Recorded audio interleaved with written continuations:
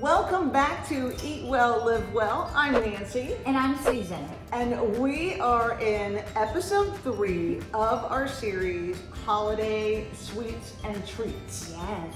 And this one is gonna fall under the treat category. Yes. I'm personally very, very excited about this one. This is a plant-powered charcuterie board. Did I say it right? Good job. It was like, say it 5 times. Yeah. And it is really one of these things that your guests, whether they're plant forward or not, that they're really gonna devour the minute you set it down. You'll see the finished product, it's gorgeous, and I just want you to be thinking crunch, color, flavor that everyone can enjoy. If you don't know, I'm vegan, and my slogan always is I am the vegan at the table. Every table I go to, it's kind of like there's me, and I go to a lot of gatherings, and everyone is always curious, what's she gonna bring? Yeah. And I am proud to say I bring a lot of our recipes, and they are the first to go. But I'm super excited about this. I'm doing a Friendsgiving, and this is actually what I'm taking as one of the appetizers. Oh, so, this will be perfect. Yeah. So if you're in that place of feeling like odd man out, you don't know what to bring, or you're hosting and you're always like, I'm not really sure. Always remember first that plant-powered food is just whole food. Yeah. Yeah. It has this big mystique around it, and I think that's a lot of the vegan proteins. But if you are not looking at that, the rest of it is just whole foods, and there's everybody can eat it, and so we're just presenting them in such a delicious and beautiful manner. Well, and I always think this way too. Like, I may go to a party, and this might be the only thing I would really want to eat. Yeah. So that, just keep in mind, especially if you're trying to transition into more plants. Yeah. And keep yourself kind of on track for the holidays. Yeah. This is perfect. Oh, and it's so pretty, and It is pretty. instead of the store-bought cookies and things like that. So we're excited for you. Susan has planned this out beautifully, and so we are starting with. We're gonna start with this one. So roasted beet hummus, and I'm using golden beets because it's Thanksgiving week next week, and I thought, oh, this will be perfect because it'll have the kind of golden color for the fall and Thanksgiving. Now, if it were closer to Christmas or it was a Christmas party, I would probably use the red beets for that. Yeah, I love that, like thinking creatively how it's gonna be. Well, and I roasted these in the oven, okay? With just salt, pepper, and a little bit of olive oil, tossed it in there, put it in the oven, and roasted it until they were tender. Yeah, I mean, beets may be one of those things that you're like, I'm not sure about. They are so good for you. There is a tiny little bit of a difference between golden beets and red beets. Both of them offer fiber, folate, potassium, vitamin C, nitrates, which is great for your circulation. So many people will use beet juice as a post-workout recovery drink. And they have anti-inflammatory compounds. The key differences is red beets get their deep color from beta-lanes, and golden beets get it from beta-thaxanes. There you go. Quiz me on that later. Yeah, right. Say that 5 times. But they're both powerful antioxidants. They just are from different families. They have similar profiles. Golden beets a little bit milder, and red beets are stronger, more earthy. And then I loved this one when I was kind of looking up all the difference. Is golden beets have less staining power. It's so true. If you've ever done red beets, it's everywhere. You be careful. Use a darker cutting board is my suggestion. Like if I were to use it on this one, it'd be stained. Yeah, it's like turmeric. You can't get it out. You have to be really careful with turmeric. You have to be really careful with the red beets when the juice comes out. Even your little hands will be stained. So I laughed when I read that because I was like, oh, that's so true. Okay, now on to Susan. Yeah, then we're gonna add our chickpeas. All right, and chickpeas, they're high in fiber, they're a great protein source, they help stabilize blood sugar, and often one of the main base ingredients for any kind of hummus. Correct, correct. Often, not always. Yeah, true, you'll see. So in here I have lemon zest. Nancy looked at it and she goes, oh my goodness, what is that? But it's lemon zest. So one thing that I tried today, I was trying to be conservative a little bit here. I went ahead and I had cut my lemon in half and I juiced it. And then I thought, oh, well, I'll just take that. Oh, it didn't work. So do it before you cut it in half. You have to pre-zest. You have to pre-zest, yes. So we're just gonna add all of this. We're actually just adding this all to the little mixer here. Yeah, and if you haven't seen any of our episodes before, we love Pampered Chef products. Yes. And we have a link if you want to check them out. But this is one we have both used many times. And it's just a mini chopper. Yeah. And it's like a mini food processor actually. Because the beauty and the difference of this one is that the blade actually moves up and down. So a lot of times you don't have to go in and scrape. Yeah. Sometimes you do if it's a little bit thicker liquids, you may have to go and scrape and then maybe add a little more. Yeah. But then there's something else that's beautiful about it, you'll see in a minute too. And then we add our lemon juice.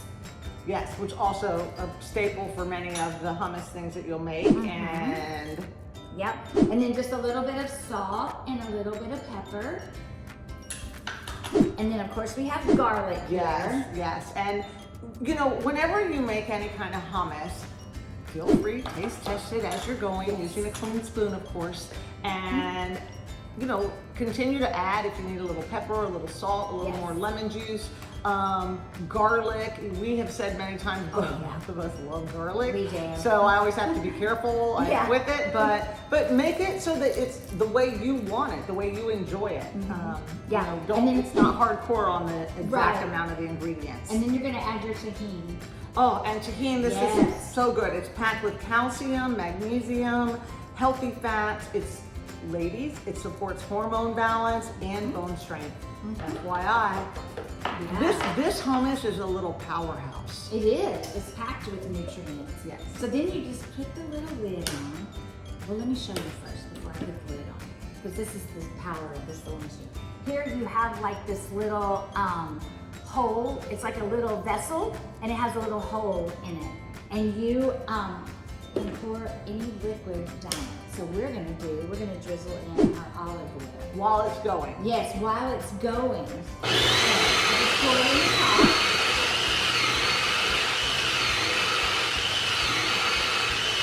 Almost got a little too much there. So we're done mixing it all up. Yes, and I just put it in, transferred it from here. You can see it's been mixed up here and I transferred it into this bowl. And then later we're gonna come back and show you how we're gonna add it to our charcuterie board. All right, perfect. So we will be, the next one we're gonna have is going to be a Silken Tofu Ranch dressing. Yep, that's what we're gonna come back with. All right, we are now on to the Tofu Ranch dressing or dip, however you want to serve it. Correct. Yes. So it's got, like I said, it's a silken tofu. And we were kind of chatting back and forth, like if you wanted to make it a little thicker, you might want to use more of a medium to a firm tofu. Yeah, probably like the medium, just the regular firm, And one thing too, you want to make sure that you really let the water get drained out. Oh, good. Like I had it propped, I had pressed it, and then I had it propped, and even more came out after I had pressed it. Oh yeah, because it would be too watery. It would be very watery. Yeah. And then you don't have to add, you probably won't have to add any water at the end either. It says if you need it, if it's too thick, but the one I made did not get too thick. Yeah. So this is our tofu, so we're just gonna add it in our handy little. Yeah, so it never hurts to have a little bonus protein boost in anything that you're taking. But really for this one, we're really looking at it to bring that creaminess to the dressing and the dip, but always remember that soy contains isoflavones that do support our bone health, our hormone health. So, you know, it's naturally low fat, creamy, without dairy. And with this recipe, you're gonna add some onion powder and garlic powder. And to your flavor. Again, you'll have an amount, but always taste it and see what you want. If you want more, Yeah. And then we're gonna have some apple cider vinegar, or you can add lemon. Okay. lemon juice. Okay. Whichever route you like to take it. Yeah, yeah. And then a little bit of salt and pepper. And then we're gonna add nutritional yeast, and I bet you have something great I to love, say you know, I've about said it. nutritional yeast is like my fairy dust. I put it on everything, but it's a great source of B12, especially for vegans. And it always gives it that kind of cheesy flavor, again, without any dairy. Right? Okay, so we're gonna, in this recipe, when I made the first one, I used dry herb because I wanted to see the difference. Yeah. Between dry herbs and fresh herbs. So in this one, I used the onion and the dill, dry. Okay? So it kind of gave it a little green color. And did you blend them? I blended it all in the blender. Okay. So this time, because they suggest if you want it to look more white and more like ranch, wait and just stir in the herbs. So that's what we're gonna do in this one. All right. Kind of change it up a little bit and see. Yeah, and again- and then see if you taste the difference too between a dried herb and a fresh herb. Oh, that's true. Yeah. And again, depending on maybe when you're doing this, if you're doing it for Christmas, maybe you want a little bit more of the green if you're trying to bring that element into your charcuterie board. But if you want a little more white, this could be the way to go. So we're gonna blend that up. And now you can see we have it all blended up. And we're just gonna add the fresh herbs to it. Oh, so pretty. I love fresh stuff. And the dill. Oh my gosh. I love dill too. Do I you love like dill too. I really do. It's one of those herbs a lot of people don't use. Yeah. But it really gives a very distinct flavor and smell to your dishes. This looks beautiful. It does, it's really pretty. I think they both look, they're both gonna taste delicious. I do like the look of the fresh. Too. I do too. I like the look of the fresh versus not. Yeah, but Yeah. depending on what you have and what you See all can. the pretty herbs Yeah. in there. I love it. And one thing we were talking about, which is totally up to you, Susan was saying about, we were talking about draining the tofu. If you wanted a thinner, like dressing, for actual dressing, just don't let the tofu drain as much. As much, right. And then if you want it thicker, then drain it more. Drain it more. And a great thing about this recipe, there's no oil. Oh yeah, No oil free. Yeah. Which it's very hard sometimes to find a dressing that they're not adding a lot of oil to. Yeah. So this is a great, for a ranch, a mock ranch. A mock ranch. A mock ranch. All right, Yeah. so we are gonna put this one to the side and then we will be back with our third dip. Just a moment. We now are gonna do our third dip, which is an easy lentil hummus. Yes, it is. Yeah. Yeah. And this recipe has red lentils, which is what I put in the pan. But then when it cooked, they were more like yellow. Yes. So it was really strange. I was like, wait a minute, they were red, but what happened? Yeah. And so we I just don't wanted know. to show you that, right? Because you might be thinking, wait a minute, what did I do wrong? Nothing. Right. This kind of stuff happens and you just go with it. So this lentil hummus, again, it's a really nice protein-rich, digestion-friendly hummus. It's loaded with fiber, minerals, and antioxidants, and it will all come together as a beautiful creamy dip. One thing with lentils, I am a huge lentil fan. I think they're just a powerhouse. They are very high in your plant-based proteins. They are rich in soluble and insoluble fiber, so they're great for your digestion, your gut health. They stabilize your blood sugar. They're naturally low fat. They cook fast. Lentils, I eat them numerous times a week. You definitely want them on rotation. And thinking of different ways that you can have them is great, and this lentil hummus is just one more. Yeah, and a couple of series back, we made the lentil marinara. Yes, oh my God, Which so my good. little granddaughter told her mom, and she called it mental marinara. Well, listen, whatever it takes. It could be mental, good for you mentally. It marinara. could be, yeah. Just a little FYI too on legumes. So some Yeah. people that say they can't digest legumes very well, lentils are a good one to start with. Oh, I would think so, because look how easily they break down when cooking, so. Oh, good Of point. course, Yeah. Sometimes she knows. Someone's sometimes thinking. She doesn't. So then we're gonna add the tahini. Yeah. And we were just talking about this recipe also is another one that doesn't have the extra added like olive oil or avocado oil. Yeah. And tahini is made from sesame seeds, which is again an excellent source of your healthy fats. It's naturally rich in calcium, magnesium, and zinc. And the reason I love to, and we love to, like kind of reiterate that all the time, is because we see so many people supplementing themselves to an extreme. And they don't even know if what they're supplementing is really working. You can get so many of the things that you need from your food. You only need trace amounts of some things. Right. And so that's why we will constantly reiterate what the vitamins, what the minerals are, because we want you to see the power of your plate. Absolutely. And Plants lemon on your juice. plate. And in all these recipes, we're using fresh ingredients. Yes. Fresh lemon juice. Then we, just like earlier, we had the fresh herbs, which we tasted it, and there is a big difference. There is a big difference. We did. We tasted them both, and we love that one. Yeah. And then, of course, our famous garlic. Garlic. Yep. We love our garlic. We love our garlic. Yeah. And garlic loves you too. Yes. And then here we put in some salt. And then the little kicker in this is cumin. Cumin. And then you're just gonna blend it all together. What? Well, I was gonna say, what people may not know about cumin is it also is gonna help with digestion and supports you from getting bloating.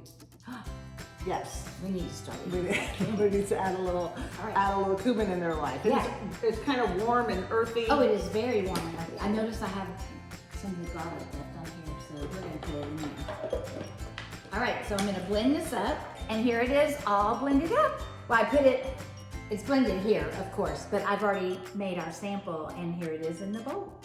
She makes me laugh. I don't know why, but she always laughs at me. I don't know. I guess I'm laughing with her. I'm laughing with her. Oh, thank you. Thank you so much. But again, we are just kind of showing you real quick the finished product, because now we are going to come back and we are going to put the whole board together so you can see how beautiful this will look if you're hosting your own gathering or you want to take it to a gathering. Yes. So we have put everything together here. We have the 3 dips, and what else do we have on here, Suzanne? Okay, so I took this colorful pepper and I cored out the middle and I stuck some carrots in here.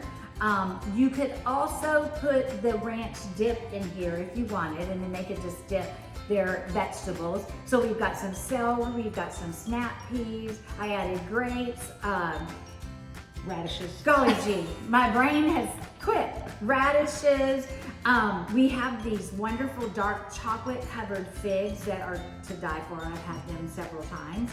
We've got cauliflower, we've got cucumbers. Then we added our goji berry bark on it, and I had roasted some chickpeas, which we've sprinkled throughout. I have vegan pita bread that's garlic and whole wheat. Yep. With that, I've also added some vegan cream cheese, and I found this wonderful little fig. What does it say? It's a fig chili spread, which would be great on the pita bread. Yeah. It would be, or on your crackers. I love Mary's crackers, but there are other good crackers out there. You just have to read the ingredients, of course, and watch the oil. Yeah, I love Mary's crackers too. So something else you also brought up, she said you can use like these little pumpkins as decor, or just like the pepper, right? You can carve them out and put stuff inside of them. So the key to a really good board is kind of having those items that are going to anchor the board. So that's the dips. That's kind of what we thought about. These are going to be the anchors. And you can always add like vegan cheeses or anything else that you want. But it's kind of like people can pick at it. That's the idea. Correct. Right. Yes. And have a nice glass of wine with it, or some prosecco. You know what you guys. And another thing I like to do is, normally, like on the bottom of it, I may put like some lettuce, any kind of bib lettuce, any kind of pretty lettuce. I do that, or even some kale, just to kind of decorate it up. And then when I do these at home, I don't use a board. This is what I love. Okay, This is a huge island. It's huge. This island is huge. Huge island. So at the other end is where I have my bar stools you can sit under. So I take the parchment paper and I put it, or the brown paper. Yeah. I put it and tape it underneath and tape it all down, and then we just fill it up with all kinds of beautiful, colorful dips and veggies and fruits and all. So yeah. So a charcuterie board for intimate settings, and then if you have a really large gathering, you can do that. She also learned to move the bar stools away. Yes. Oh yeah, we had residents at the charcuterie board, so we moved the bar stools aside. Yeah, that's because you wouldn't want to just park right there. Yeah, so I'm going to come around. We're going to see if we can we cannot lift this up for you to see. So I'm going to see if I can bring in, Susan is going to guide me so that you can see this. Because it really is pretty. So let's see, we'll come in. Yeah, just keep coming. Oh yeah, And that's perfect. how's that? That's perfect. Can you see it? Yeah, Really? I'll scooch it a little bit. There you go. All right. Yeah. So that's what we put together. And again, it's a nice intimate charcuterie board, but you can make whatever size and get creative. Absolutely. All right, so that is it for our series, Holiday Treats and Sweets. Yes. Yes, and we kept it very simple. We know you're busy. We want to get all these out for you between Thanksgiving and Christmas. And remember, we do have a free download for festive holiday treats. The link will be in the show notes. And our only ask is that if you like what we're sharing, please subscribe, like, and pay it forward. Share our episodes to someone else so we can keep coming back and bringing you more delicious plant-powered foods. Until next time. Until next year. Oh, that's I can say right. it. Next year. Yeah, this will be it for 2025 This is it for us. 2025. Yeah. So many happy holiday wishes to you, and we look forward to seeing you in 2026. And I'm saying it, pro-aging the plant-powered way. Woo! That's my slogan. All right, bye. Next time.